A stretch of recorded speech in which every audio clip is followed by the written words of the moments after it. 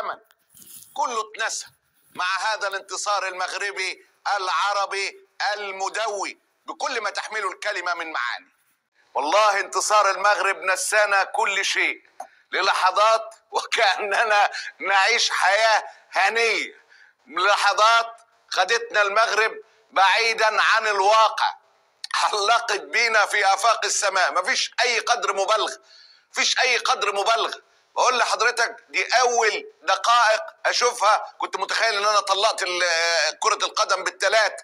المغاربة هذا الأداء، شفت الدقائق الأخيرة من الوقت الإضافي بيلعب كأنه أول ربع ساعة قتال حتى الرمق الأخير. حكيمي حطها والله وكأنه بيفطر بيشرب الشاي، مش عارف ما شاء الله لا قوة إلا بالله جاب هذا القلب منين. الاحتفالات عمت أوروبا، ألمانيا على سبيل المثال.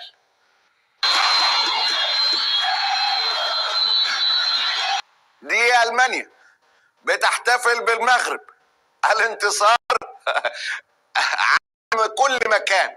الوطن العربي تقريبا في لحظة واحدة كان بيصرخ بالفرحة بهذا الانتصار. من السعودية ومن حائل مدينة حاتم الطائي، هذه المدينة والتي عشت فيها لسنوات طوال. تحية الحايل والأهل حايل، وتحية المغرب اللي خرجت الأمة كلها في لحظات نادرة من السعادة بهذا الانتصار. يسعد أشرف، يسعد أشرف.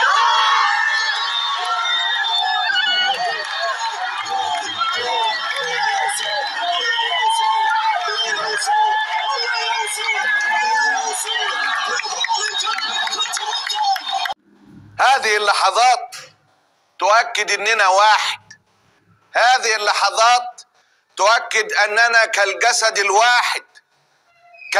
الواحد كما قال خير الانام المصطفى عليه الصلاة والسلام.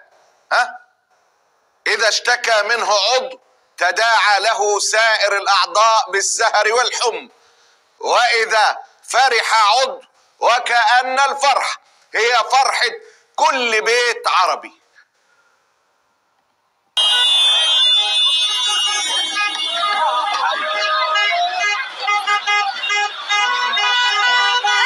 للمرة الألف تيقنتم إن إحنا أمة واحدة.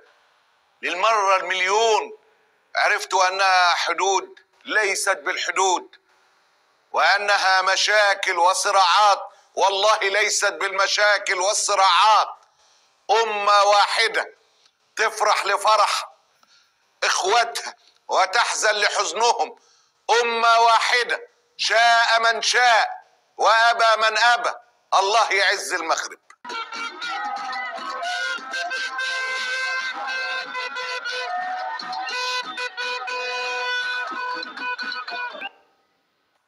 أتحداك تعرف المغربي من الجزائري من التونسي من مصر من اليمن. أتحداك تفرق بين فرحة ده وده وتقول لا أصل المغربي فرحان حتة زيادة. أتحداك تكاد الفرحة العربية تطغى على الفرحة المغربية في هذا الانتصار. أتحداك أمة واحدة. لما وصلوا لضربات الجزاء اللي لما كنت بعلق على كرة القدم من أكتر من 12-13 سنة كنت بسميها ضربات القلوب الترجيحية، وكأن كل قلوب تلك الأمة تلهج بالدعاء، عايزين أي انتصار، عايزين أي فرحة. والمغرب بفضل الله ادتهم وادتنا الانتصار والفرحة.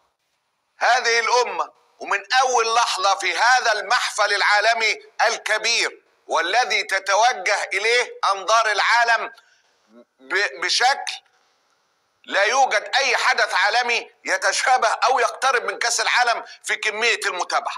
درسين يا جماعة: الأمة الواحدة، والفرح لفرح بعض والحزن لحزن بعض.